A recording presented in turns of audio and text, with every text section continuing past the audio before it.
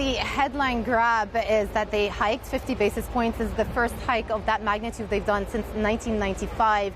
8-1 split, so a bit more joining the hawkish crowd. But I think the really interesting thing that stands out here, Juliana, is their economic projections. And what is very interesting is that they are actually forecasting a recession, a very long, protracted recession, the longest since the great financial crisis. And let me just give you some of the numbers here.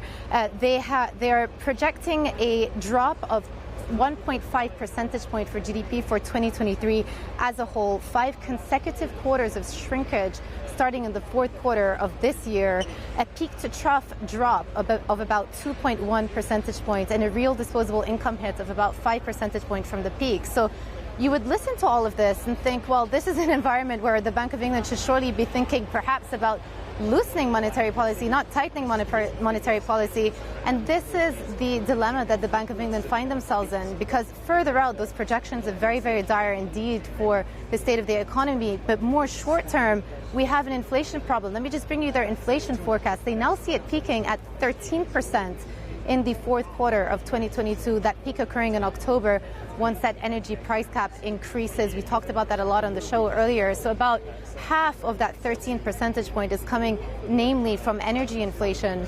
But then they say that there are signs that there are domestic inflationary pressures building as well. And this is one of the reasons why they were incentivized to act.